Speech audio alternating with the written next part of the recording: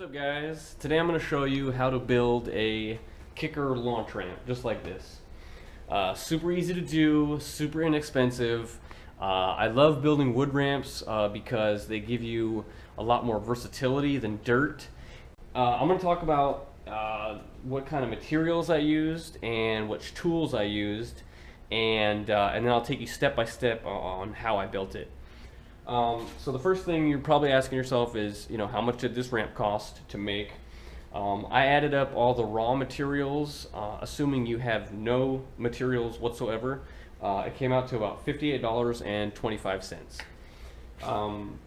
You may be thinking, that's a lot of money, or that's a little more than you might want to spend.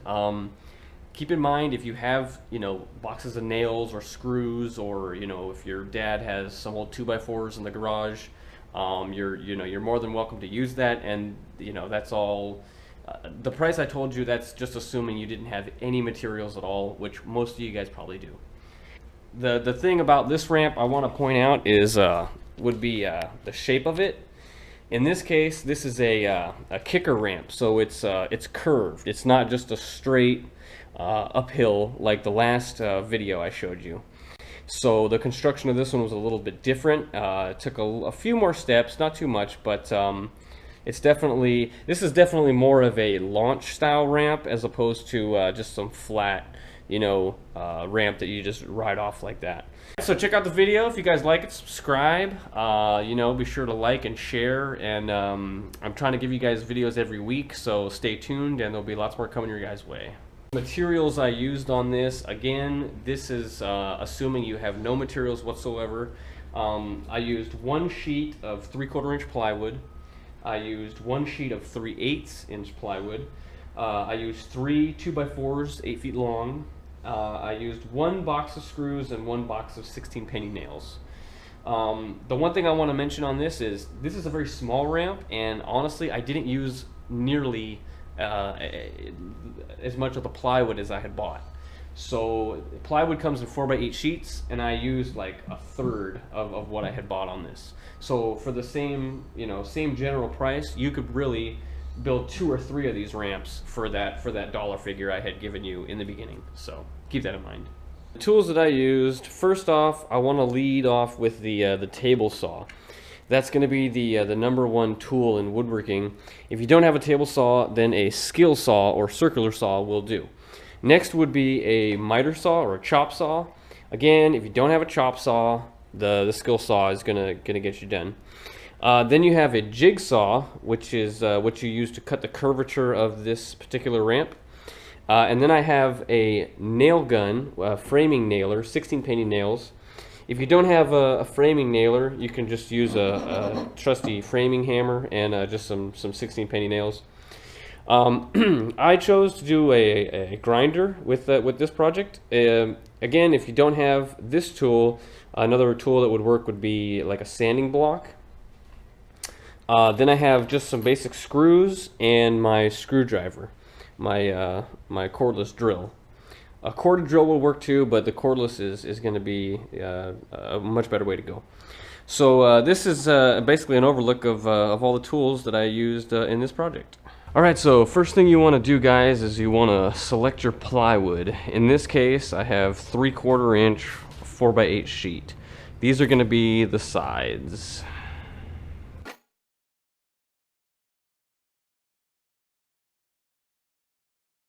Alrighty, so we've got our 2 side pieces here, 1 and 2. Basically what we're going to do is just draw a curvature feature on the side of this, and then we're going to use the jigsaw to cut it out.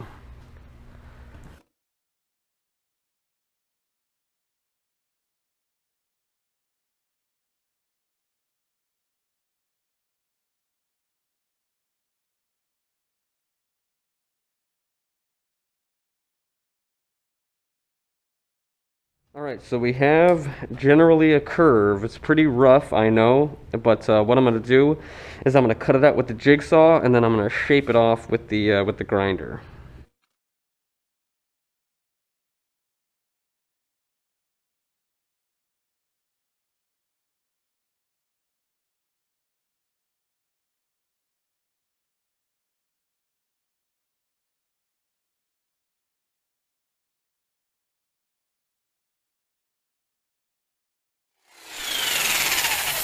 All right, there you go.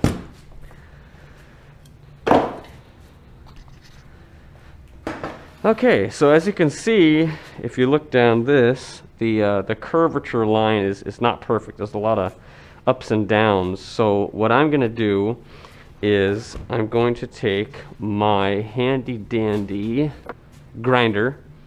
I have a grinder with a wood carving disc. This is for wood. There's ones for metal too, but I'm going to use this, and I'm just going to basically shape this with the grinder.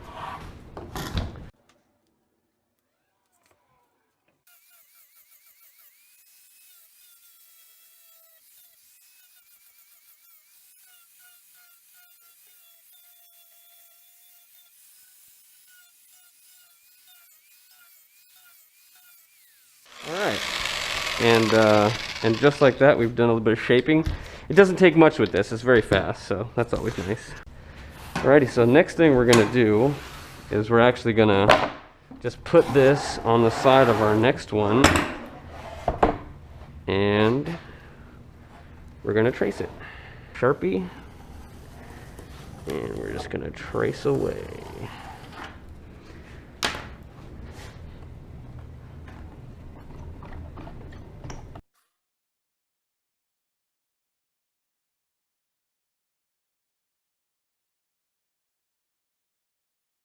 Alrighty, so now we have our two pieces.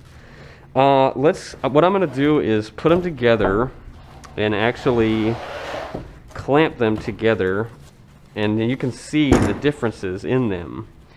And what that's going to do is it's going to allow me to, when they're together, I can actually use the shaper and shape them to be the exact same curve.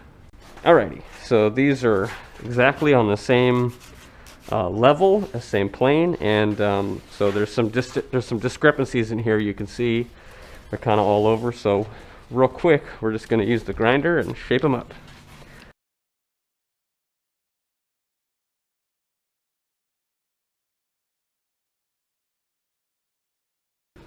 Alrighty, let's take a look. Yeah, it looks pretty good. Looks pretty good from my angle. So we're going to go with that. So next we're going to cut our 2x4s with a chop saw. Again, if you don't have a chop saw, you can just use a skill saw. That'll work the same, but for me, I have this, so I'm going to use it. What I'm going to do is mark how many 2x4s I'm going to need along this. I read somewhere that 10 to 12 inches is a good length for each cross piece. So let's do 12. So we've got 12, 24, 36. We'll do 4 across the top, and then we'll do some on the bottom and on the sides.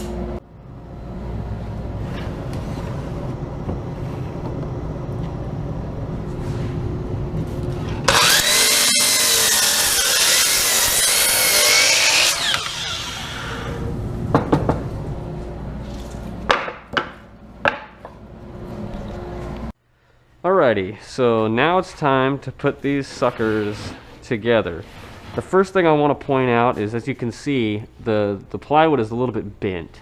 You definitely want your bends to be on the inside so that you have one gap here as opposed to 2 gaps here and there. So that's the first thing.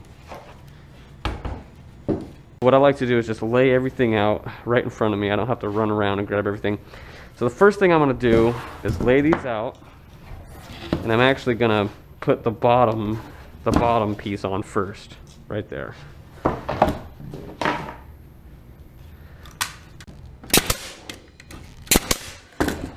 Alright, got that. Now I'll do the other side.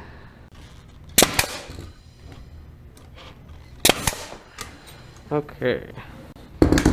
Now what I'm going to do is probably put a piece in the middle. Somewhere's about in the middle.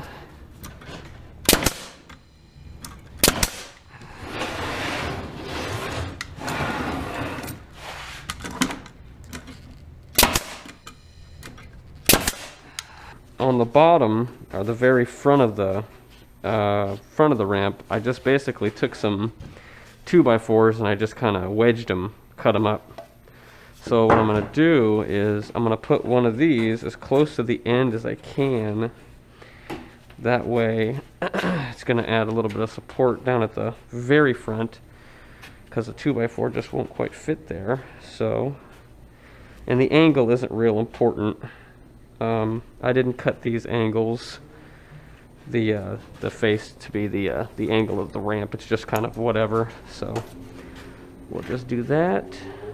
We'll stick them on, kind of line them up as best as we can. And there we go.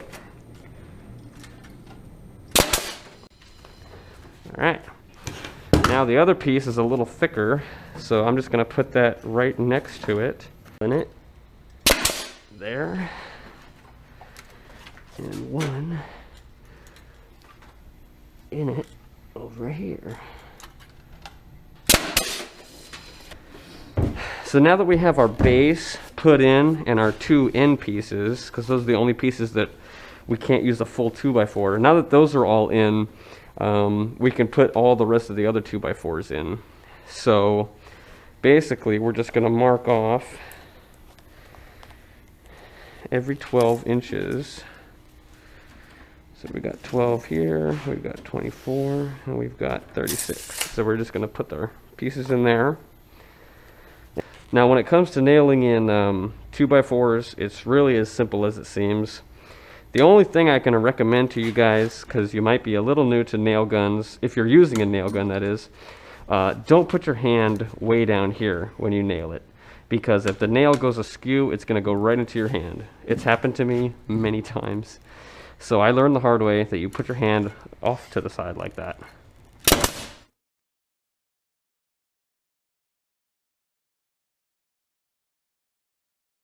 Alrighty, our last one in, we're not going to have the option to put it face up because it's going to be touching the, it's going to be protruding at the top. So we're going to put the one that's closest to the edge, we're going to put that in this way.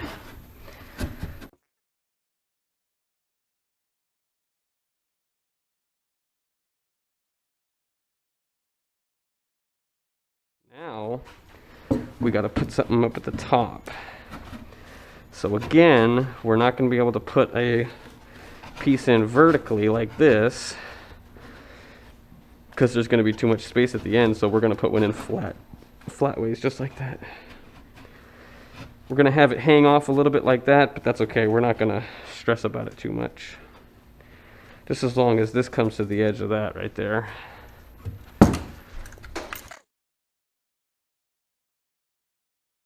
We've got the framework almost completely done. We've got our small pieces down here, we've got our big pieces, cross pieces up here, and it's sturdy. I mean, you can walk on it. That's what it's meant for.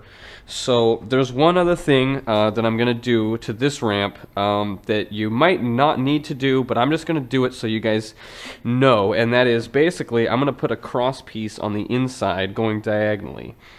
You don't need to do it on a small ramp like this. But if we were building a ramp that was like 3 feet tall and 10 feet long, then we definitely have some cross pieces in there. So I'm just going to show you what I mean by that. What's going to happen here is we've got our face, the front of our ramp here. Typically, if you have a real tall ramp, if you're using plywood sides, you're going to need some cross supports, some cross members like this. So what I'm going to do is I'm just going to put a block in here that's going to line up. I'm going to put a block in here that's going to line up with this one, and then we're going to put a 2x4 diagonally, just one. And like I said, it's not necessary, but I'm just going to do it so you guys know how that goes.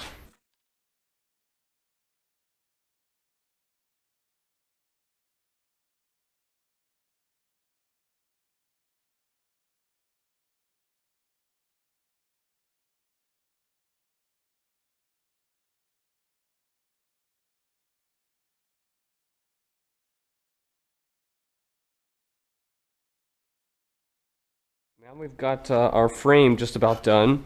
We've got our sides, we've got our joists or our cross members, and then we've even got our one diagonal piece. So we're looking good. The only thing left is to put the top on. So what I'm going to do is measure the top, and then I'm just going to cut the sheets of 3/8 inch plywood.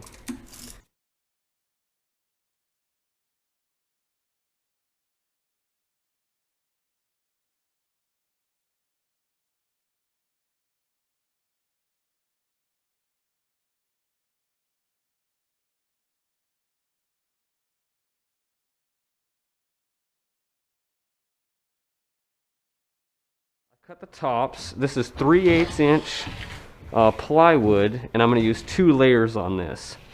So the first layer, I'm going to use these shorter screws, and then for the second layer, I'm going to use a little bit longer. So these are, I think, 1 5/8, and these are 2. So these are just a little bit longer. So here we go. The reason that I use 3/8 inch plywood is because, as you can see, the curvature of the ramp, it's going to need a piece of wood that's going to be able to bend and go onto that. So that's what the 3/8 is all about.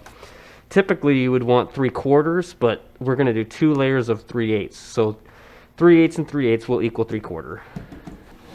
When it comes to putting on the layers of plywood, it sometimes helps if you put the ramp on the ground and then actually stand on it to help push it down.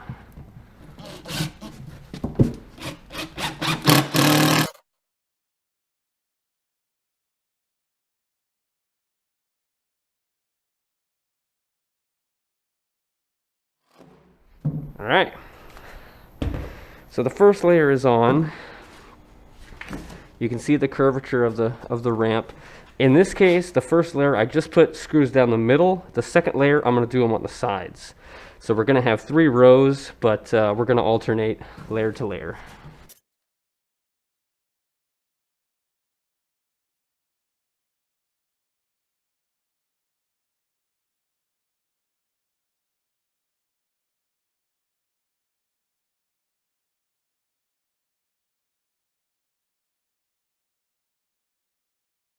Alrighty, there you go.